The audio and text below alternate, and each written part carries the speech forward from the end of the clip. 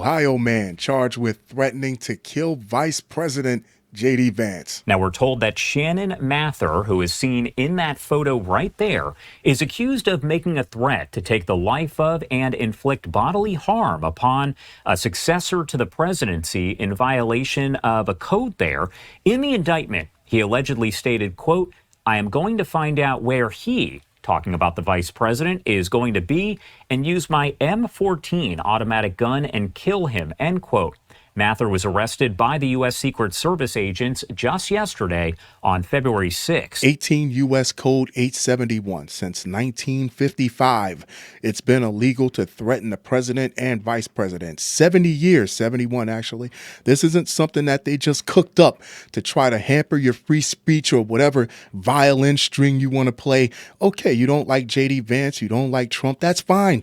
You can voice these opinions 1,000 times a day, 1,000 different ways, but once you issue an actual threat, you're going to jail, and they're going to install a bunch of inappropriate pictures on your hard drive to make sure you get that extended stay. An Ohio man, so we already know off the rip he's not that bright, has been charged with threatening to kill Vice President JD Vance and with receiving and distributing child sexual abuse material, which was uncovered during the threat investigation. How convenient with those connections over at Palantir. You think JD Vance can't make something out of nothing? Find a threat, find a needle in a haystack, upload a ton of incriminating messages, a couple terabytes to your iCloud or something. According to the Justice Department, Shannon Mathre, 33, was arrested Friday by Secret Service agents after he was indicted by a grand jury. Mathre allegedly stated, "I'm going to find out where Vance is going to be and use my M14 automatic gun and kill him." It's giving Elmer Fudd. It's just giving some type of Looney Tunes vibe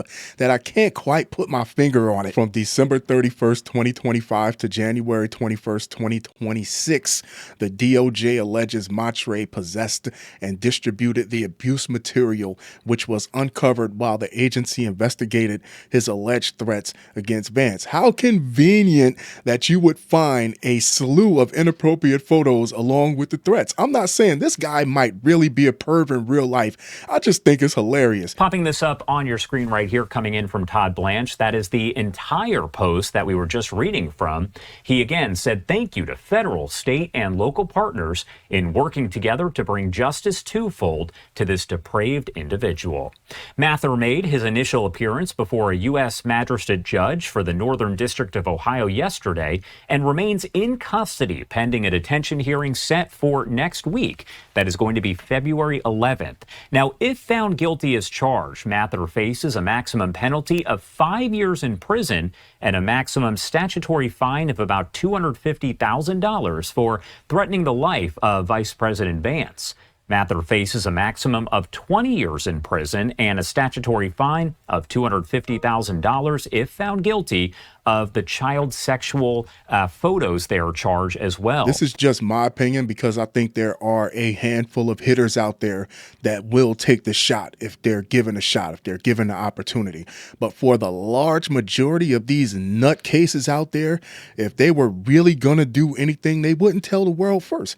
Going to jail for lip service is insane, but a threat is a threat, and they're going to take it seriously. Just like the last story, these people aren't going to be president and vice president when you get out of prison. You'll have to start all over again and issue an all-new threat to the new P and VP. You can hide behind a screen, but you cannot hide from this Department of Justice or farming on his dumbass. Attorney General Pam Bondi said in a statement Friday. Just days earlier, a Maryland man was charged with attempting to murder another Trump administration official, Office of Management and Budget Director Russ Vaught. Damn, he's just an accountant. He's a glorified secretary. I guess the way these people think, it doesn't matter who you are or what role you play, whether you're the groundskeeper, you work in a mailroom, all the way up to the POTUS.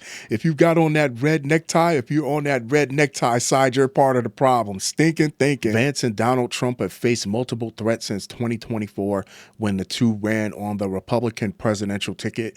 Last month, the Justice Department criminally charged a man who damaged Vance's home in Ohio.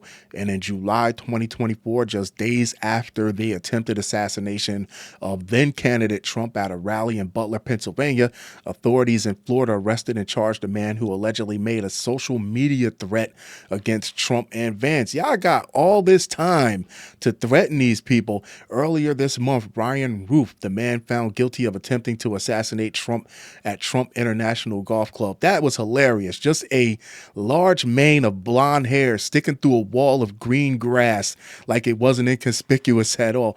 In West Palm Beach, Florida in September 2024 was sentenced to life in prison plus a mandatory additional 7 years for a firearm offense. Of course, I love to hear your thoughts on this. I love to hear your opinions on this. It's not one person or two people that are what's wrong with this country. Two people aren't driving this country into the ground despite what people are thinking. I think it's been a group effort on both sides of the floor, a bipartisan gangbang, if you will, over the course of multiple terms, decades in the making. Who's being elected is the symptom. It's not the root cause.